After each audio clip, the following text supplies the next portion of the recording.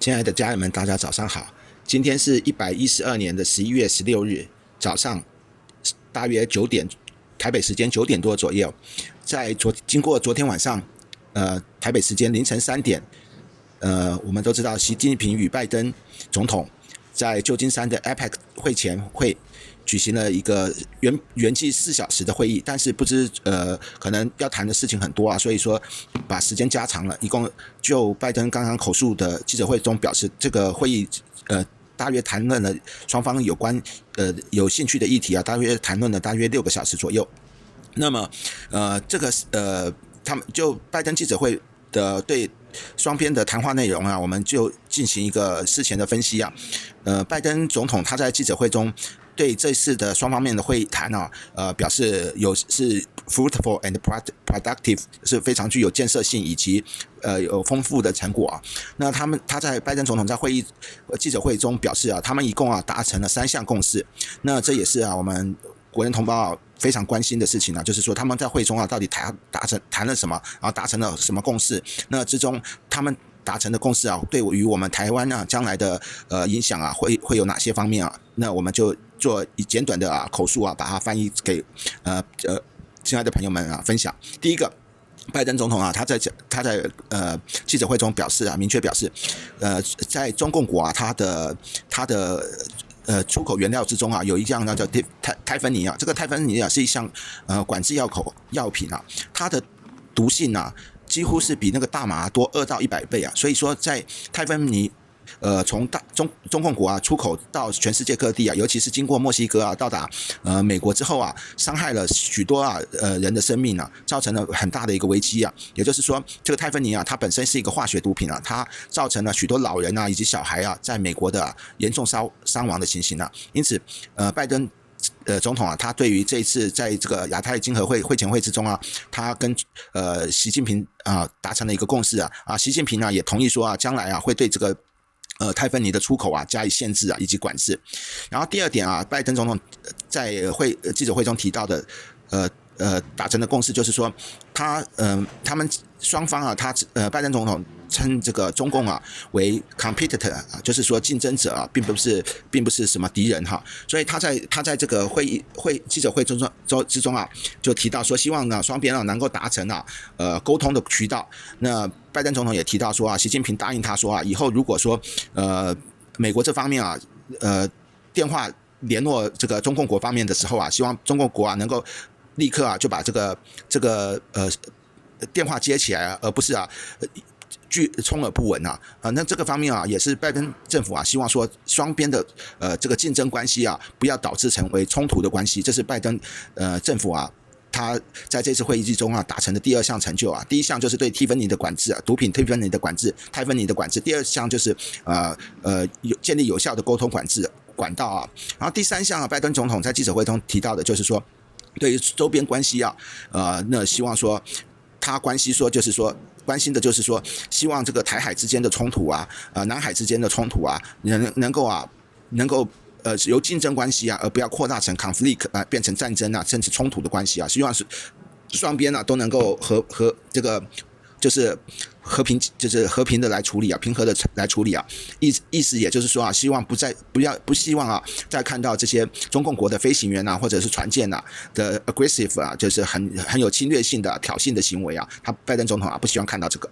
那同时也就拜登总统也提到这个大毛侵略乌克兰以及哈马斯攻击这个以色列的这些事件也跟这个就是外交上礼貌上也请求这个希望说这个习近平能够协助当然这是礼貌性的，大家都知道背后的推黑手是谁所以以上就这个种种的达成的共识在整个记者会之中非常多的外国记者媒体就比如说 CBA 什么 NCC 他们都多次提到了这个，他们都非常关心台海之间的冲突甚至有人说，就是有一个记者说拜登总统在之前提过说，不希望中共国插手台海之间的台湾的民主选举那这个记者就提问了，就是说如果发现说中共国他继续插手这个台湾的民主选举的这个过程那请问拜登总统有何处理但是拜登总统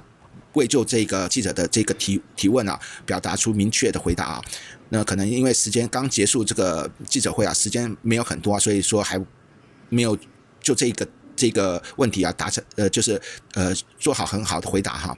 那总而言之就是说这一次的会议啊，它的焦点呢，除了就是刚刚讲的不希望竞争啊变成冲突之外啊，另外对于这个整个记者会来说啊，它对台海之间的和平稳定啊，不希望中共国啊继续啊侵略啊霸凌这些周边的一些国家哈，希望维持和平稳定啊，这是一个很大的一个讯号啊，也是希望说那个中共国啊能够听得懂哈，这是以上的对各位的分析。那我们接下来啊听听看拜登总统啊他在记者会中的问答，谢谢大家，祝大家顺心。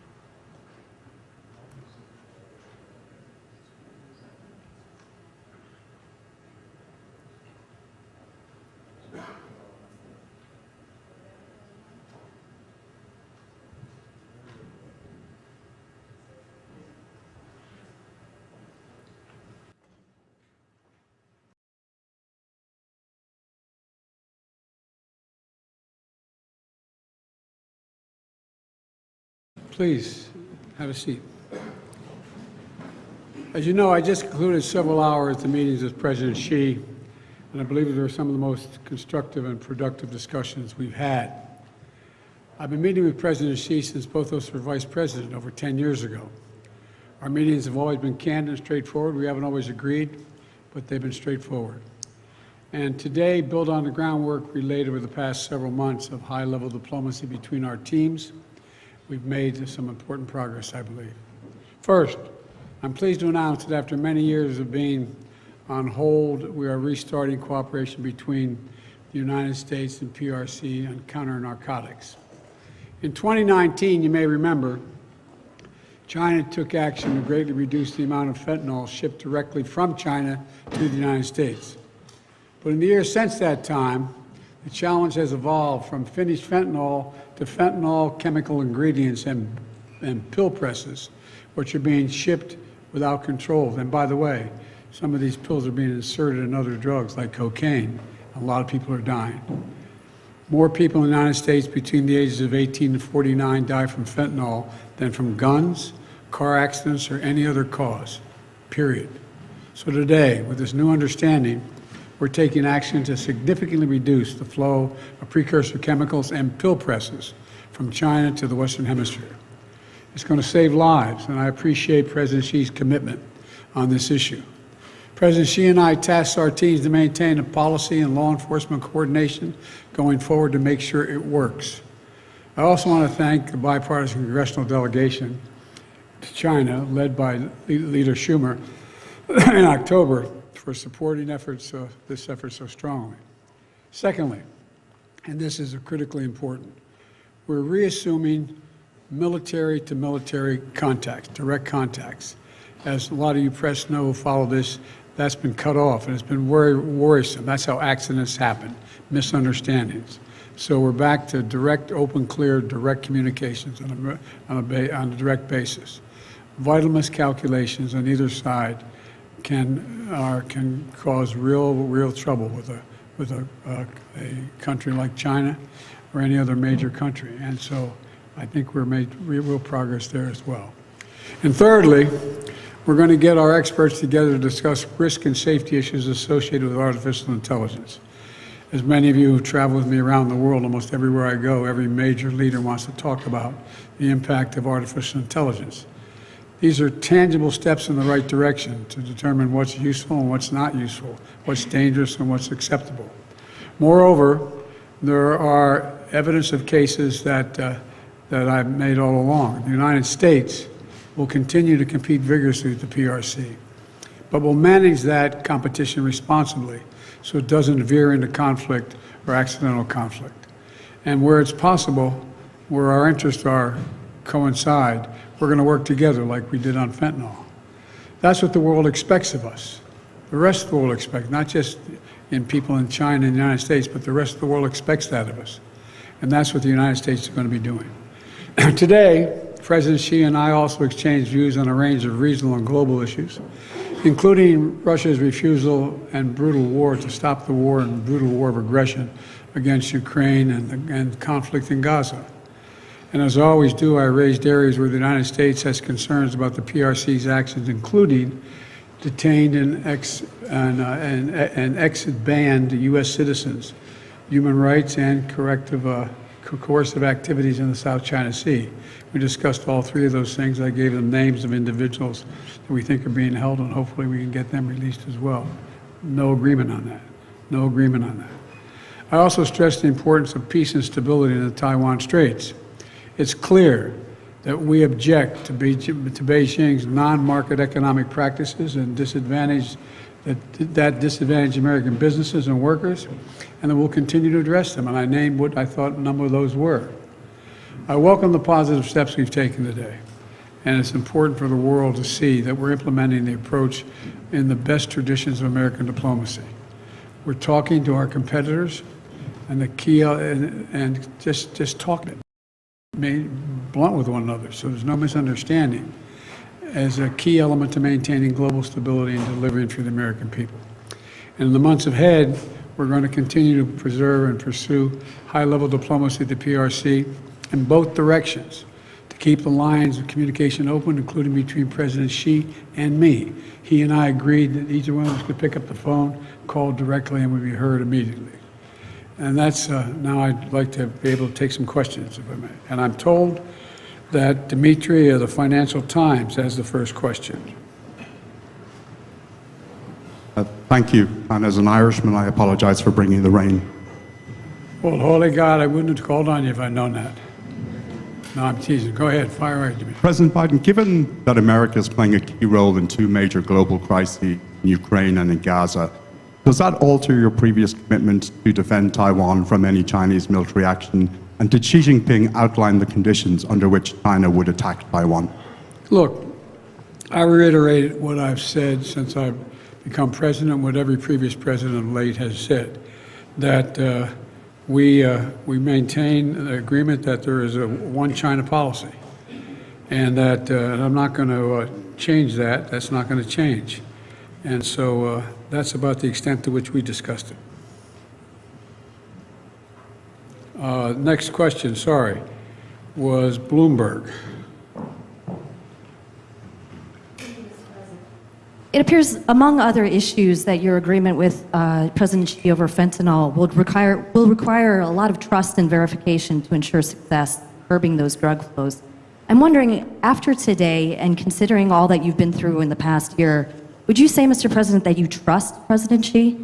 And secondly, if I could, on Taiwan, you and your administration officials have warned President Xi and China about interference in the upcoming elections. I'm wondering, what would the consequences be if they do, in fact, interfere in the election? Well, I had that discussion with him too, made it clear I didn't expect any interference, any at all. And we had that discussion as he was leaving. Look, do I trust you? I trust but verify, as that old saying goes. That's where I am. And, we're in a competitive relationship, China and the United States. But my responsibility is to make this rational and manageable, so it doesn't result in conflict. That's what I'm all about. That's what this is about. To find a place where we can come together and where we find mutual interest but most importantly, from my perspective, that are interested in the American people. That's what this is about. And that's exactly what we'll do.